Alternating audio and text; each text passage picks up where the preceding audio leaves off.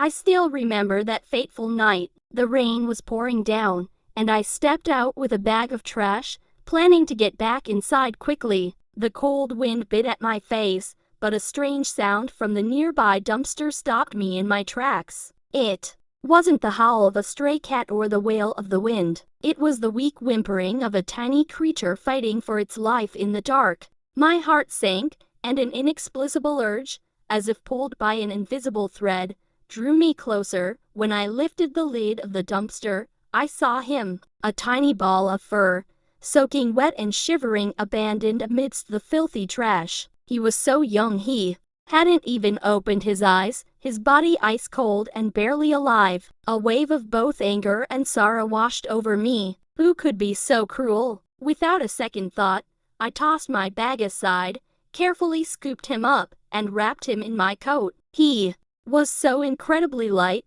fitting perfectly in my palm.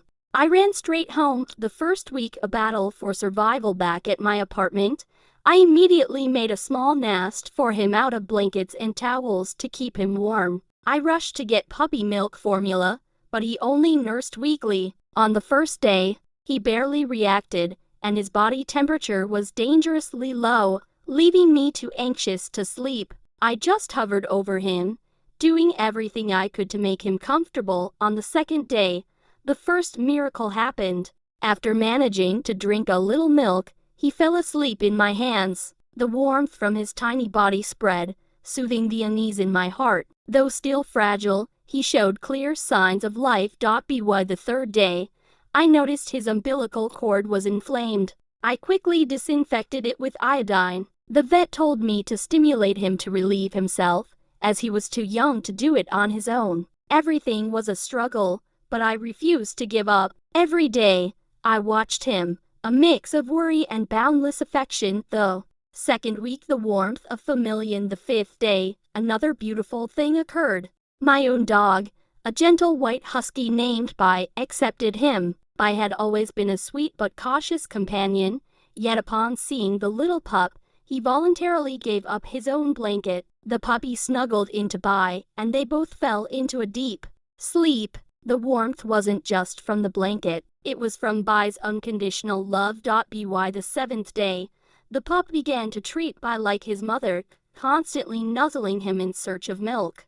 Of course, Pi didn't have any, and the pup would cry with tiny yip yip yip sounds. Watching the two of them, my heart melted. On the 10th day, the little one had become an inseparable part of Pi's life. Pi was constantly by his side, licking and caring for him like a true mother. Their bond filled my home with an extraordinary warmth, but a new challenge arrived on the 11th day. The pup suddenly refused to eat and started to cough. Panic seized me, my heart lodged in my throat. I called the vet, who advised me to simply let him rest. The feeling of helplessness, of not being able to do anything more for him, was truly agonizing. I just sat there, holding him, praying for a miracle, and the miracle came on the 12th day. He opened his eyes. Two bright, glistening black eyes looked directly at me. My world lit up. I knew then that he would be okay. The third and fourth weeks, a bright future he could see. Everything became easier. On the 13th day, he started interacting with me, gently licking my hand. On the 14th, he began to learn how to walk, his tiny wobbly steps, full of determination. On the 18th day, he chose his own name.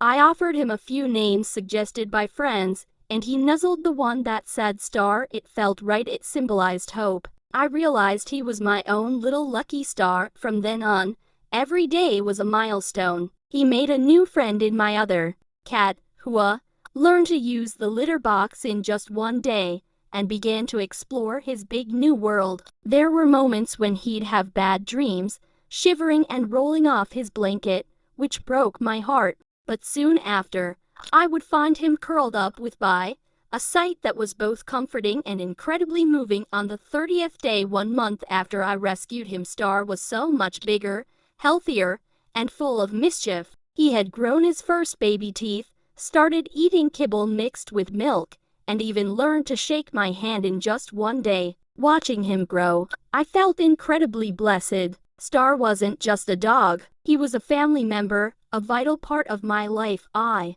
know we can't change the cruel things that happen in the past, but we can change the future. I rescued him, and in return, he gave me joy, love, and hope. Our story, mine, Buys, and Stars, will continue, filled with countless more moments of warmth and happiness.